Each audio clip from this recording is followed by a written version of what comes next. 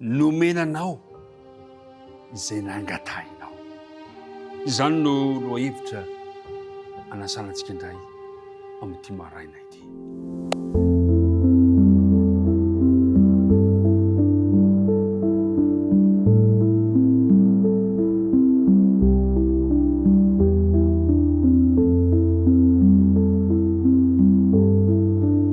Ampifaliana mandrakariva ry mpiara-midinika namana no anolorako ny arahaba mba hampira rintsoa ary ny fiadanan'ny tompo ho anao sy ny ankohonanao satria tafaraka indray isika tsiraray avy tsy noho ny herintsika fa noho ny fahasoavan'i Kristy no mahato izao antsika.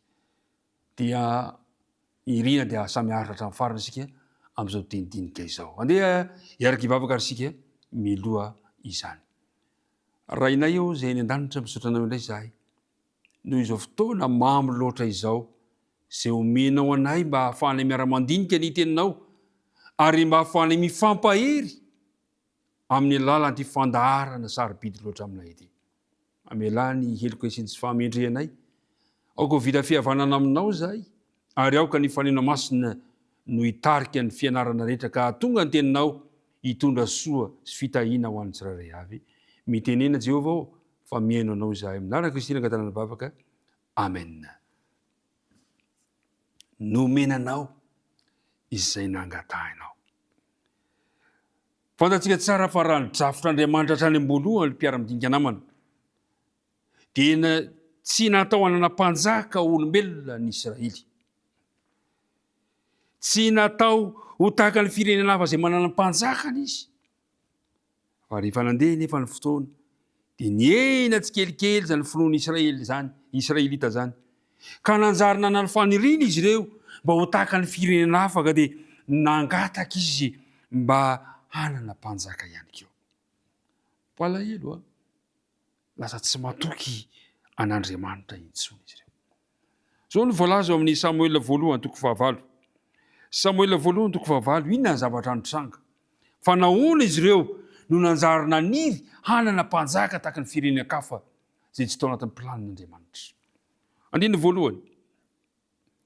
Ary rehefa antitra Samuel dia nizanany no nataony mpitsara ny Israely. Andiny faharoa. Ary Joela no anaran'ny lamatoany ary Abia no anaran'ny faralahany. Mpitsara tamin'ny mpitsara tany Beriseba izy ireo. Nefa ny zanany tsy nanaraka ny diandrainy fa nivily nitady vola aman-karena ka nandray kolokolo sy nanao fitsarana miangatra. Ary ny lolon'ny Israely rehetra ny vory tao rama ho any amin'ny Samuela amin'ny andiny fahadimy ka nanao taminy hoe indro efa antitra ianao ary ny zanakao tsy manaraka ny dianao koa manendre mpanjaka ho anay hitsara anay tahaka ny firenena rehetra. Inona ny valitenin'ny Samuela? Hoy izy hoe fa tsitraka Samuela ny nanovan'ilo hoe ome mpanjaka izahay hitsara anay. Dia nivavaka tamin'i Jehovah Samuela. Andiny fahafito. Ary hoy Jehovah tamin'ny Samuela, eno ihany ny tenin'ny olona ny amin'izay rehetra lazainy aminao, fa tsy ianao ny laviny fa izao no laviny tsy hanjaka aminy. Mampalahelo ny toe-javatra. Tsy natoky intsony ny fandaminan'Andriamanitra reto vahoaka no fidiny reto. Ka dia andeha anaraka ny fomba ny firenena hafa. Voalaza ny antony nahatonga an'izy ireo anjara nanam-panjaka dia ny fandavana an'Andriamanitra. Ny fandavana an'Andriamanitra ary te hitovy amin'ny firenena hafa. Izany ny fanirian'izy ireo. Fandavana an'Andriamanitra tsy hanjaka. Impirimpiry moa ny mandahy ihany koa. Impirimpiry isika no mandahy an'Andriamanitra tsy hitandana ny fiainantsika fa mitady vahaolana hafa. Hatramin'izay mantsy ireo vahoaka an'Andriamanitra ireo dia nanantona mivantana tamin'Andriamanitra amin'ny alalan'ny fanompoam-pivavahana tao amin'ny fitoerana masina sy ny zavatra maro samihafa. Ankehitriny dia izao nangataka mpanjaka izy ireo. Fantatry izy ireo nefa fa ny fangatahany mpanjaka dia hitondra fahoriana azy tahaka izay manjo ny firenena hafa avy amin'ireo mpitondra samihafa ireo. Ho hitany fa ny olombelona mpanjakana izy mpanapaka dia mirona fikatsana tombontsoa an-tenany fa tsy mitondra amin'ny hatsara-pana tahaka nataon'Andriamanitra. Dia izao ny tean'Andriamanitra, omena anareo izay angatahinareo. Omena azy izay nangatahany. Na dia tsapany aza ty aoriana, fa hitondra fitotonganana ny vokatra izany rehetrarehetra izany. Zao ny voalaza mantsy. Eo amin'ny 15 ka hatramin'ny 17 dia nilazain'i Samuel no mety vokadratsy izy ateraka izany mpanjaka hitsangana izany. Satria nambarany teo fa amin'ny fotoana izay ananganana mpanjaka dia ilay mpanjaka no manjary ho tomponareo. Ianareo lasa mpanompony, ny fanananareo lasa ho azy. Ary izay nahatonga ny voalaza amin'ny 19 hoy izy hoe, ary hitaraina amin'izany andro izany ianareo noho ny amin'ny mpanjaka anareo izay nofidinareo anareo. Nampilaza zany mba Samuel eto fa amin'ny fotoana hividiananareo mpanjakany dia ho trapahoriana ianareo ary hitaraina ianareo, hitaraina amin'ny Jehova ianareo. Dia izao ny tohiny, fa Jehova tsy hamaly anareo amin'izany andro izany. 17 kanefa tsy nety niaino ny tenin'ny Samuel ny olona fa hoy izy, tsia fa aoka ihany izy mpanjaka anjaka aminay. 12 ary hoy Jehova tamin'i Samuel, ino ny teniny ka manandre mpanjaka ho azy. Re mpiara-midinika namana, ilay Andriamanitsika dia Andriamanitra mpamindra fo Andriamanitra. Ekeo ihany ary. Zay ny faniriny, zay ny safidiny, ekeo ihany. Impiry moa isika mpiara-midinika namana isany no mandray safidy tsy mety, eken'Andriamanitra.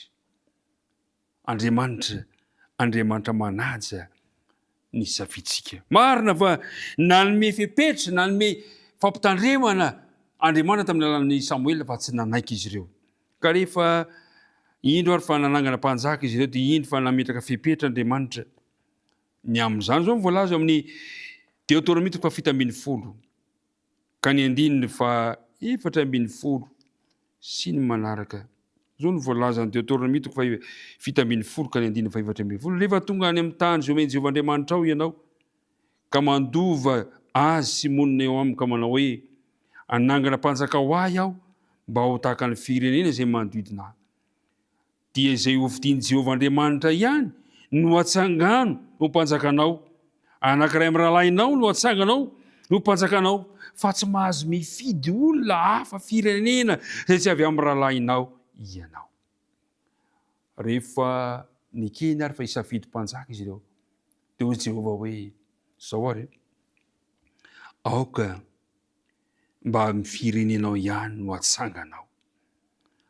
Aoka mba avy amin'ny firenenao ihany fa aza mifidy olona avy amin'ny firenena-kafa ho mpanjakanao. Petraka izany rehetrarehetra izany, kanefa na izany aza. Na dia teo aza ny toe-javatra izany, dia fantatsika tsara. Fa nandritra vanim-potoana niarahan'ireo vahoakan'Andriamanitra ireo tamin'ny mpanjaka, dia niaratsy hatrany. Marina fa nisy mpanjaka mba tsara ihany. Fa nisy mpanjaka faran'izay nanao ratsy ihany koa tao anatin'izany toe-javatra izany. Mandraka ankehitriny mpiara-midinika namana isany. Dia misy fanamariana tiako apetraka amintsika eto, izay itoviny ny fitondram-panjakan'olombelona rehetra. Dia izao ny tadio, io mpitondra io olombelona mpanota, ary ny olona hoentina olombelona mpanota. Zany hoe samy mpanota ny mpitondra sy ny hoentina. Moa ve mifantapetraka, misy zavatra anjary ve izany toe-javatra izany? Andao hiverina ho Andriamanitra ny mpanjaka antsika. Raiso androany ho tompo sy mpamonjy, raiso mpanjaka ny fiainanao Andriamanitra amin'ity androany ity.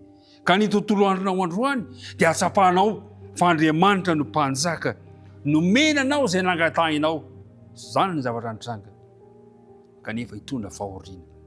Fa andeha kosa itsika hiverina amin'ilay Andriamanitra izay vonona mbola hitantana ny fiainantsika tsirairay avy. Ny tompony ombanao, ny tompony ombantsika tsirairay avy. Ivavaka isika.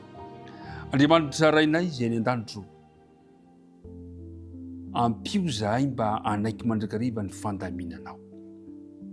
Ampio zahay anaiky zay efa nalahatra ao io amin'ny fiainanay.